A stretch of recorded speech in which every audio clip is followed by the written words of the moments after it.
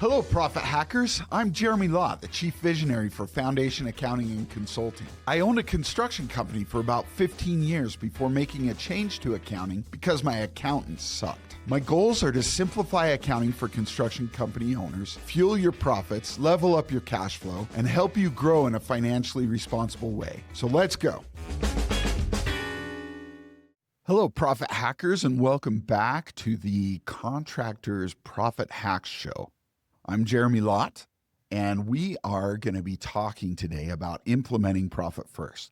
So last time, we talked a little bit about the mindset that's required to be able to follow Profit First. Today, we're going to talk about some actual tactics, or some actual techniques, rather, that you can use to be able to start implementing this, right? So another story here. When I was young, I was the oldest of 5 kids. And my mom had a salon in the basement where she would do hair.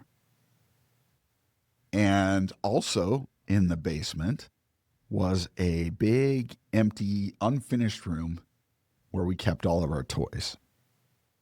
Well, frequently, my mom's customers would come over and they would bring their kids, and my mom would let the kids go in the playroom and play with our toys. And that was always kind of frustrating to me. But the biggest frustration was that they rarely cleaned up. So we would end up with all kinds of toys dumped out all over the place. And then my siblings and I would have to go down and clean it up. Well, justice and equality and those kind of things have always been super important to me. So being the oldest, I took it upon myself to make sure that everybody was doing their part, right? And I was obsessed with this. So if someone was playing and not working, I would stop and I would yell at them and try to get them to get back to work, right?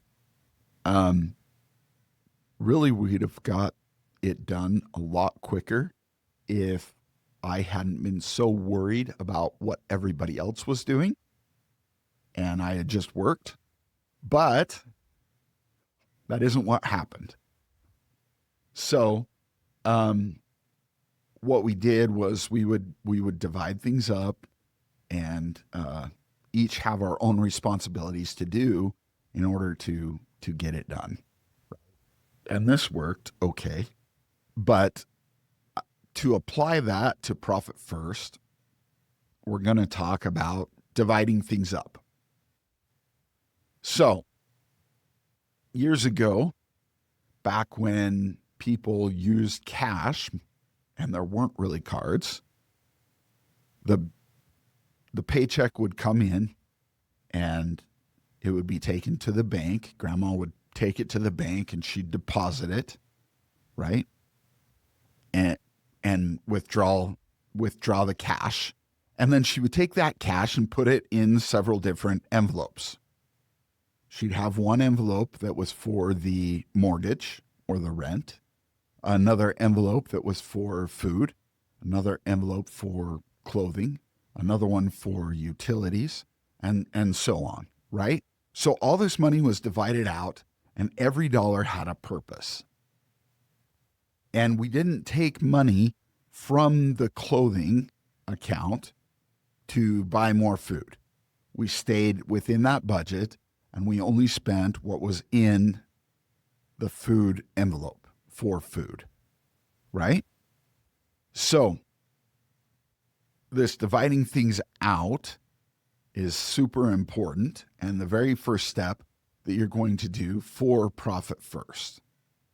What we do is we go to the bank and you set up a separate checking account for each of your different main areas of purchase, right? So here's what we usually recommend. We usually recommend one account for your income.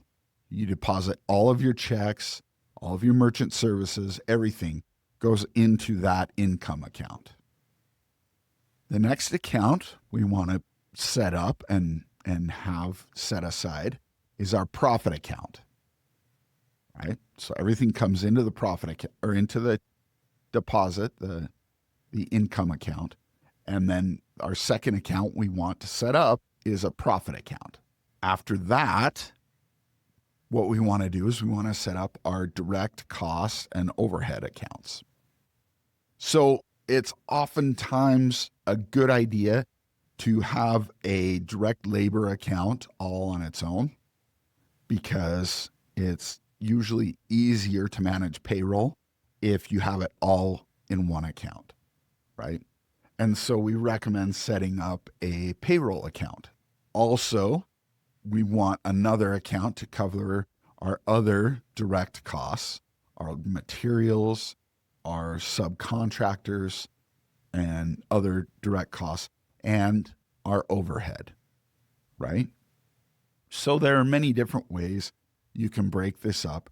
You can do one account for all of those, or you can set up a separate account for each of those items, whatever makes sense to you, right? Don't make it too complicated. But if it makes sense to you to have that additional separation and organization, then set up those other accounts. Then you'll have a selling, general, and admin expense account or an OPEX account. The last account that we recommend is a tax account so that you can take some money and set it aside in your taxes, in your tax account, so that when tax time comes around, you already have that money set aside rather than having to pull it from somewhere else in your budget to cover that, right? So we have those different bank accounts set up. There's one more thing we need to do. We need to go back to our cost analysis that we've set up, and we need to figure out what percent of revenue each of those different accounts is. So we're going to start with our profit and decide how much profit we're going to set aside. Now, if you're really nervous about this concept and you haven't 100% bought into the mindset that how to beat Parkinson's law, then start with 1% for profit. Just 1%. Everything comes in, you take 1% and set it aside. Okay? That would be a good place to start. Then after that, we are going to figure out what percent of our revenue is our different cost of goods sold, so our direct labor, and then direct materials, subs, overhead, add all or figure all those out so that we know what percentage of each of those items we're going to then allocate later to those different accounts, right? Whatever's left is OPEX. And then you can figure out how much of the profit or how much of the revenue we're going to put into a tax account.